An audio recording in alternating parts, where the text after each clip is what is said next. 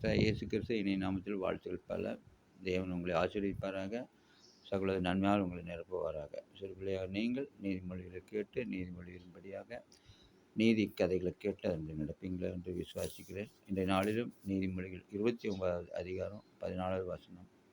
ஏழைகளுடைய நியாயத்தை உண்மையாக விசாரிக்கிற ராஜாவின் சிங்காசனம் என்றும் நிலை பெற்றிருக்கும். ஏழைகளுடைய நியாயத்தை விசாரிக்கிற ராஜாவுடைய சிங்காசனம் என்றும் நிலைத்திருக்கும். அப்போ ஏன்னா ராஜா நீதியாக இருந்தால் தான் மக்கள் வந்து என்ன பண்ணுவாங்க, நம்பிக்கை வைப்பாங்க. அந்த ராஜ்யம் நிலை பெற்று இருக்கும். நீதி இல்லைன்னா ஒன்றும் பண்ண முடியாது. ஆனால் இந்த காலத்தில் அப்படியெல்லாம் பண்ண முடியாது. இந்த காலத்தில் என்ன பண்ணுவாங்க, யார் பணம் கொடுக்குறாங்களோ, ஏழைகள் கிடையாது, பணக்காரங்க கிடையாது. யார் பணம் அதிகமாக கொடுக்குறாங்களோ அவங்க பக்கத்தில் நீதி கிடைக்கிறது. நீதி இல்லாமையே போச்சுப்போ. இப்போ போலீஸ்காரர் முதல்ல எல்லாருமே அப்படி தான் நீதி இல்லாமையே தான் நடந்து கொண்டு இருக்கிறாங்க. நீதியே நிலை நிற்க முடிய மாட்டேங்குது. சில கேஸ் பார்த்தீங்கன்னா 36 வருஷம் 40 வருஷமாக நடந்துட்டுருக்கு. இன்னமும் நீதி கிடைக்காம இருக்குது. அவங்களே இறந்துடுவாங்க. சிலர் விசாரணை போச்சு இறந்துடுவாங்கள. ஆனால் நீதி கிடைக்காது. ஏழைகள்னால் ஒன்றுமே பேச முடியாது. பணக்காருக்கு அது நிலைமை. ஏழைகளுக்கு ஒன்றும் பேச வாய்தான்னு போட்டுட்டே இருப்பாங்க, இழுத்துட்டே இருப்பாப்புல. வருஷ கணக்கில் போயிட்டே இருக்கும். அந்த நிலைமை இருக்கும். ஆனால் அந்த காலத்தில் அப்படி கிடையாது. ஒரு ராஜா இருந்தார். வேதத்தில் சாலமோன் ஒரு ராஜா இருந்தார். அவர் என்ன பண்ணார், நீதியாக நியாயமாக விசாரிக்கணும்ட்டார். அப்போ அவர் சிறு பிள்ளையாக திறந்தார். இருந்தாலும் கூட அவர் என்ன பண்ணார், அவர் கொடுத்த ஞானத்தினால விசாரித்தார். நல்ல நீதி சொன்னாராம். எப்படின்னா ஒரு நாள் அவர் அரசவைக்கு ஒரு நியாயம் கேட்டு 2 பெண்கள் வந்திருந்தாங்க. 2 பெண்கள் வந்தாங்க. ஒரு குழந்தை மட்டும் எடுத்துகிட்டு வந்தாங்க. ஒரு குழந்தை என்ன பண்ணுறாரு, இது என்னுடைய குழந்தைன்னு சொல்லி 2 பேரும் கேட்குறாப்புல. 2 பேருமே இது என்னுடைய குழந்தைங்கிறாப்புல. அப்போ அந்த ராஜா என்ன பண்ணணும்னு தெரியல அவருக்கு.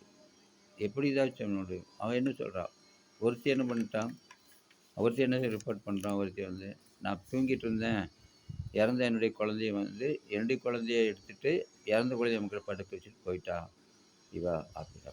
நான் விடிஞ்சு பார்த்தேன்னு தெரியுது என்னுடைய குழந்தை இல்லைன்னு சொல்லி. அப்போ கேட்டால் இல்லை, இது இறந்த உன்னுடைய குழந்தைன்னு சாதிக்கிறான், இதுக்கு நீதி சொல்லுங்க அப்படின்னா. அப்போ ராஜா பார்த்தாரு, என்னடா இது 2 பேரும் என்ன பண்ணாங்க, விட்டு கொடுக்க மாட்டேங்கிறாப்புல. இது என்னுடைய குழந்தை என்னுடைய. அப்போ ராஜா பார்த்தாராம், ஒன்றும் செய்ய முடியல, இதுக்கு என்ன பண்ணுறது அப்படின்னு சொல்லிட்டு என்ன பண்ணாராமா, போர் சேவர் கூப்பிட்டு வந்தாராம். கூப்பிட்டு இந்த குழந்தைய என்ன பண்ணணும், 2ஆக வெட்டி ஆளுக்கு பாதியை கொடுத்துக்கணும். ஆளுக்கு பாதியாக கொடுத்துரு, 2 பேரும் சரிசமமாக போயிட்டு. ஏன்னா 2 பேரும் என்னோட குழந்தைன்னு சொல்கிறாங்களே, அப்புறம் ஒன்றும் பண்ண முடியாது அப்படின்னாப்பிலையா. அப்பா என்ன பண்ணிட்டாப்பிலையா, உண்மையாக உயிரோடு இருக்கிற குழந்தைய அம்மா என்ன பண்ணிட்டாப்பிலையா, ஐயோ எனக்கு வேண்டாங்க, குழந்தைய வெட்ட வேண்டாம், அவளுக்கே கொடுத்துருங்க, அவளே வளர்த்துட்டு போட்டோம், அவள் குழந்தை சொல்கிறாள்ல அவளே வளர்த்துனாப்பில. இன்னொருத்தர் என்ன பண்ண, அதெல்லாம் முடியாது, எனக்கு பாதி அவளுக்கு பாதி கொடுங்க, நீ தீர்ப்பு கரெக்டாக நியாயமாக பண்ணுங்க அப்படின்னாப்பில. சாலமோன் சொல்லி பார்த்தாராம், இல்லை கொடுத்துடலாம், வேண்டாம் அப்படின்னா. அப்போ தான் ராஜா என்ன பண்ணாரா, அப்போ உண்மை யாருன்னு தெரியுது. உண்மையான குழந்தைய வந்து தாய் வந்து வெட்ட விடுவாப்பிலையா, வெட்ட விட மாட்டான்.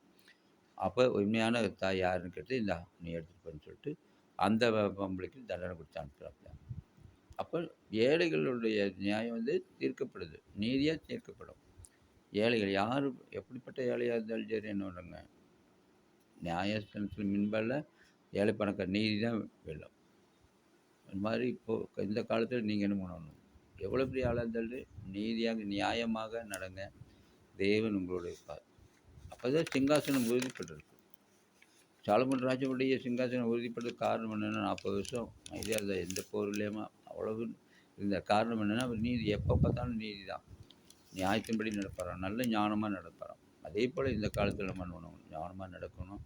ஏழைகள் ஏதாச்சும் சொன்னாங்க, ஏழை பிள்ளைகள் ஏதாச்சும் உங்கள்கிட்ட வந்து கேட்டால் கூட உதவி செய்யுங்க, தேவன் உங்களை ஆசிரிப்பார். ஏழைகளை விசாரிக்கிறோன்னு என்னோட மிகுந்த ஆசிரியப்பட்டிருக்கிறாங்க.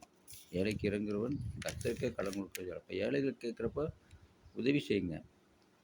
பெரிய பெரிய வக்கீல் இருப்பாங்க, அவங்கெல்லாம் பெரிய பெரிய பணக்காரருக்கு தான் உதவி செய்வாங்க.